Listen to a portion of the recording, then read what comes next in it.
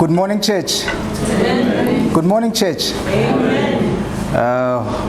I'm very happy to stand in front of you today as we share the word of God. I can see Odarumbingo is smiling. I don't know what's making him happy, but I'm happy that he is happy being at church today. What does the church say?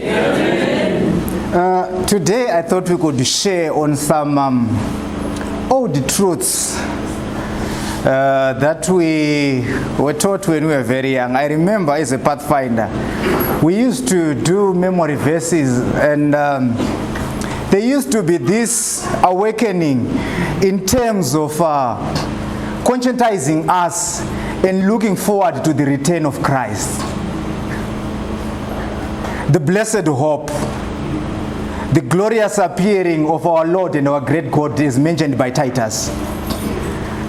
So I thought today we could just remind each other on some of the things that keeps us in this church, on some of the things that we need to help each other as Christians as we prepare for the soon second coming of Christ.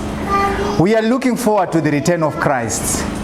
Can I see those who are looking forward to the return of Christ? That's why we are all here, and that's why we are called what? Adventists. You know, we have been there's been stories in the newspapers, there's been stories in the media about things that are happening.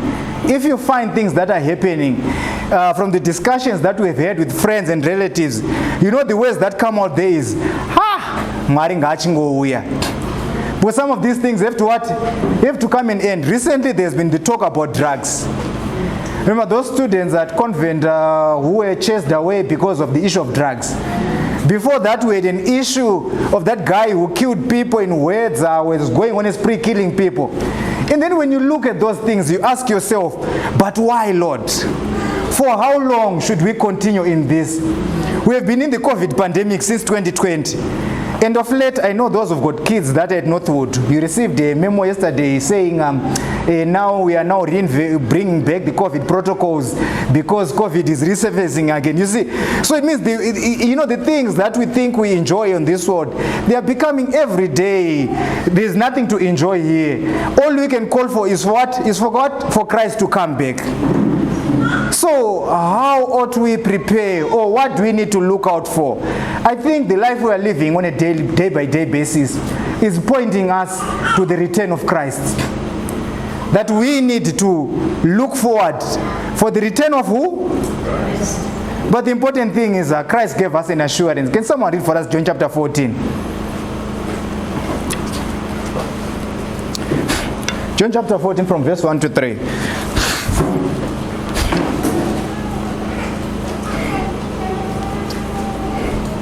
Not let your hearts be troubled. Trust in God. Trust also in me. In my Father's house are many rooms. If it were not so, I would have told you. I am going there to prepare a place for you. And if I go and prepare a place for you, I will come back and take you to be with me, that you also may be where I am. What does the church say? Amen. Are we troubled, church? From the worries of this world, are we troubled?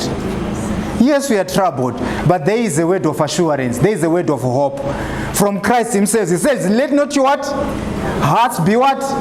Be troubled. And I am going to prepare a what? A place for you, so that where I am, you may what? You may be there also. Please, I love to be talking to people. You know what? I'm used to teaching kids. We enjoy our lessons, and we enjoy by the end of our study, we would have enjoyed our time together. So please forgive me, be like the pathfinders that I play with. And yes. Let not your hearts be what? Yes. This is some assurance from Christ to say, we have seen enough. We have lost friends. These days it's very difficult to get $1, to feed family, to pay for school fees, to move from one point to the other. Companies are closing. But Christ is saying what? Let not your what? Your hearts be troubled. All we need is to believe in whom? In Christ. And he is going to prepare a place for us. And then the other thing is, as we await for Christ's second return, there are certain things that we should know. We should be wise to be able to discern the times. How far is Christ coming? We are looking forward to the coming of Christ, but we are not the only ones who are looking forward. There are some other people who are looking forward to the coming of Christ. It was the Pharisees. They wanted to know when Christ was going to come. And they asked him a question. They asked Christ the question regarding his second coming. What does the Bible say? What question did they ask? Can you read Matthew chapter 24, verse 3? Let's open our Bibles, church. We are going to open a number of verses today. Our questions will only be answered by the Bible, the verses in the Bible. Matthew chapter 24, verse 3. Yes. As Jesus was sitting on the Mount of Olives, the disciples came to him privately. Tell us, they said, when will this happen? And what will be the sign of your coming and of the end of the age? Right. The disciples are very keen. They want to know about the coming of Christ. They're saying, what will be the sign? They want to prepare for the coming of what? They're asking this for them to what? To prepare for his what? For his coming. And he says, what will be the what? What will be the sign? Have we seen any signs for Christ coming, the church? Have the signs for Christ coming been fulfilled? Yes. Give me one sign. Nations. Yes, Diana. Nations shall rise up against nations. We have a war in Russia. And now it's no longer Russia versus Ukraine. It is now NATO nations against what? Ukraine. So the war has been brought in. These are the signs that are being fulfilled every day. The signs are there. Wars. There is no, you know what, they created the European Union, they created the African Union, they created SADC, they killed Gaddafis in Africa after calling for the United, Africa to be united. You get it? They killed Kwame Nkrumah back then when he did the Organization of African Unity. They will never be unit. It's a sign of what? Christ coming, that Christ is about to come. For example, this issue I've been talking about, closer home, the drugs, you know what? Love has grown what? Very cold. How can someone just be annoyed by a barber in a shop and then shoots as if he's killing a chicken? Someone just gets annoyed by someone and then he just shoots and then moves away. Love is getting what? Very cold. In our very own families, how are we relating with our brother? Firstborn. Am I talking about things that are not practical? This is what is happening in families. No, let their kids suffer. They thought they've got money. They send their kids to Arundi. No, they are suffering. Leave them like that. Life is getting what? Very cold. And it got worse when COVID came in. No, I need to protect my family. I can't go and see them. I'll get my... You know, love has gotten very cold. And Christ is saying here, these are some of the what? The signs of my what? Of my coming. You as a Christian, where do you stand? Are you part of those who are fulfilling the signs of Christ coming in a negative way? It is a challenge to all of us today. Not to fulfill the signs in a what? In a negative way. But to wait for his coming in the proper way. Remember with the darkening of the sun, you know, those who did Master Guide and the darkening of the sun and those other signs. It all happened. Can someone read for us 2 Timothy chapter 3 verse 1 to 5?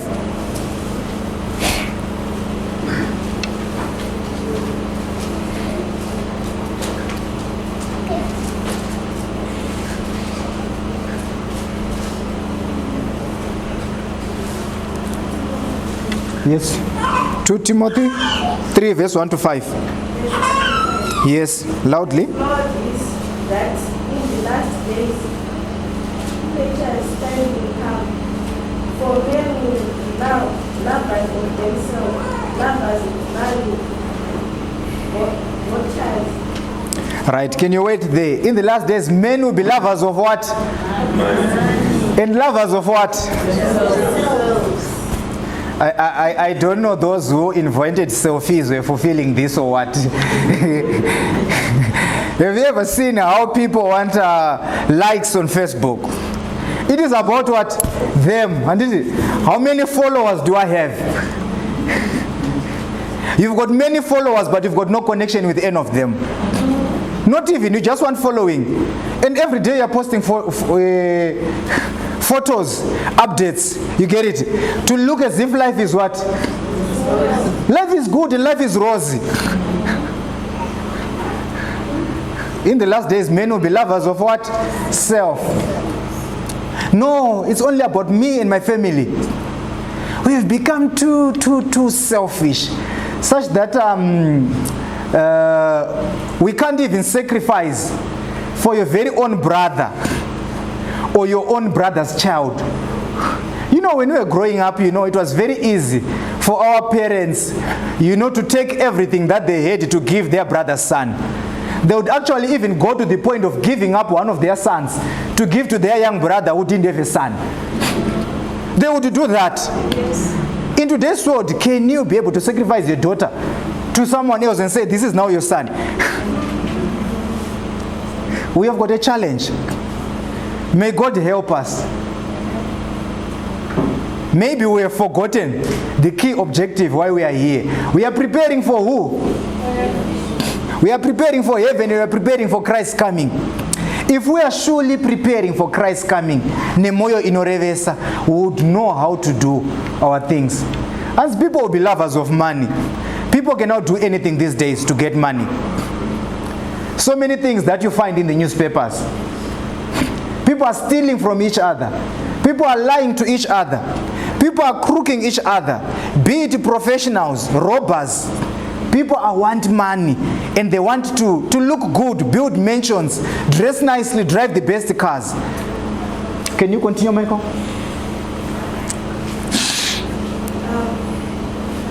Disobedient to their parents, unthankful, unworthy, unloving, unforgiving. Wait.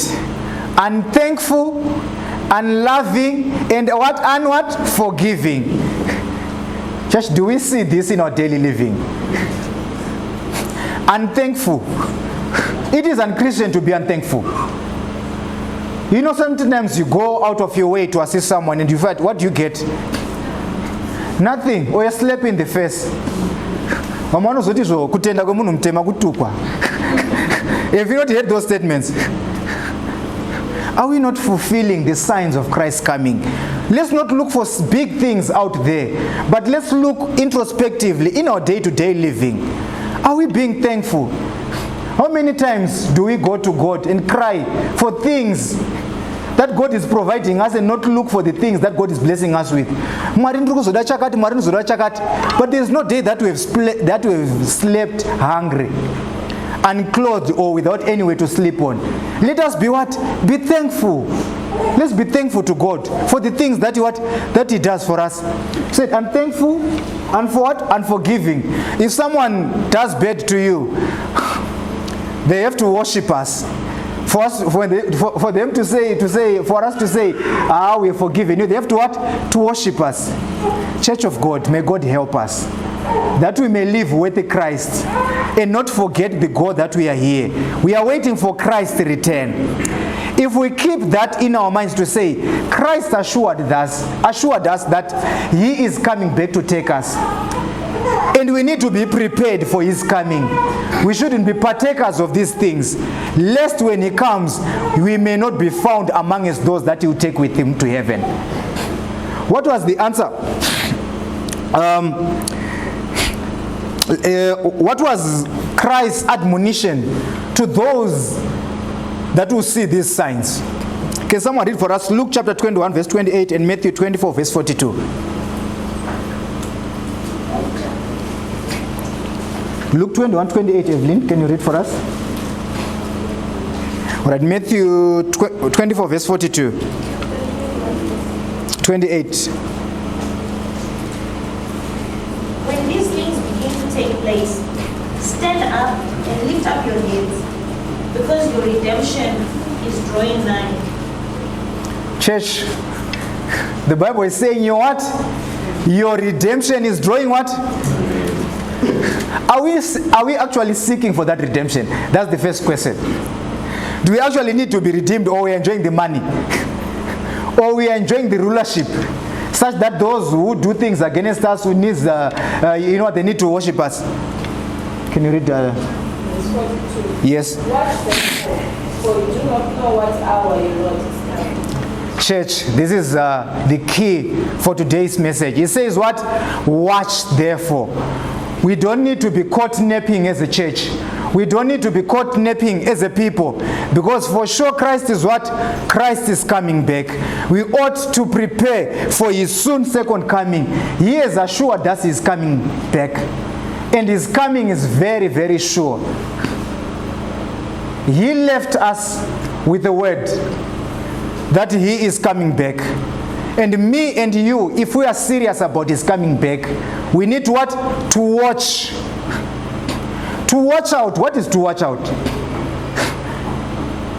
In our Shona culture, when we used to grow our crops, and then we would set up a very high place where someone would go and watch out for any animals that would want to come and eat the crops before they are harvested. And then that person was to be called a watchman or murindi. So the person who's watching is looking out for danger. Can a watchman afford to sleep? A watchman cannot afford to sleep.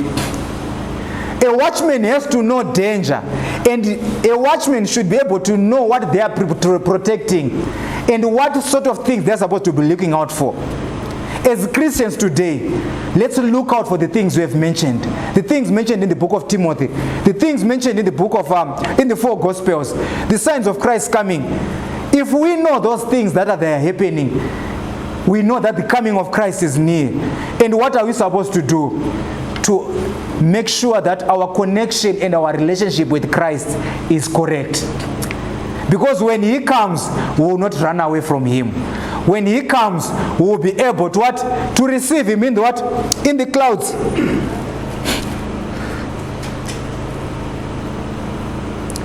So, Church of God, may God help us as we prepare for the soon second coming of Christ.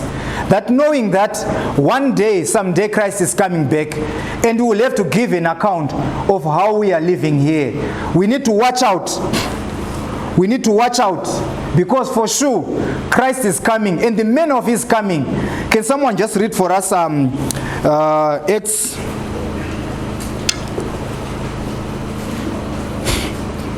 chapter 1?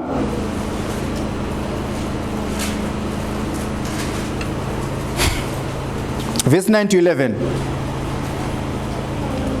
Verse 9. Yes. And when he had said this, as they were looking on, he was lifted up, and the cloud took him out of their sight. And while they were gazing into heaven, as he went, behold, 2 men stood by them in white robes and said, Men of Galilee, why do you stand looking into heaven? This Jesus, who was taken up from you into heaven, will come in the same way as you saw him go into heaven. Right. There's assurance that this same Jesus you have seen going up what? Let's talk what? Will come back. And yes, in the same manner he is gone, he is going to come back. So, Church of God, other things can be fables, other things can be WhatsApp stories, but one surety that we have is that Christ is what? Christ is coming back, and he is coming back in the very same way that he went. As those, as the disciples were watching, they saw Christ going, and then in the same manner that they saw Christ going is the same manner that Christ is what? Christ is coming back. So may we prepare for the soon second coming of Christ. As we are going to read here our last verse from the book of Titus, chapter 2, verse 11 to 13, which says here, For the grace of God that bringeth salvation is appeared to all men, teaching us that denying ungodliness, worldly lust, we should live soberly, righteously, and godly in the present world. Why should we live soberly, righteously, and godly in this present world? It says, verse 18, looking for that blessed hope, the glorious appearing of the great God and our Savior Jesus Christ, who gave himself for us, that he might redeem us from all iniquity, purify himself a peculiar people, zealous of good works. Church of God, we need to be purified by Christ. We need to prepare for his soon second coming. And how do we prepare? Verse 12 tells us that we need to deny ungodliness. We need to deny worldly lust. We should live soberly. We should live righteously and godly in this present world. For anyone who is looking forward to the return of Christ, we ought to live soberly. We ought to live righteously. We ought to live godly in this present world. Then we can be identified as people who are ready to receive Christ. We can say we are waiting for the blessed hope. We can say Christ can come to redeem us. We can't be redeemed from somewhere that we are enjoying. How can we say Christ is redeeming us when we are busy enjoying the lust and the joys of this world? How can we be redeemed from the things that we are enjoying here that Christ doesn't bless? Actually, when Christ comes, it means we won't be able to face Christ. May God help us to live soberly, godly, and righteously in this life. And then when he comes, we will be able to enjoy his coming, and he will be able to take us to heaven. May God bless the reading of his word.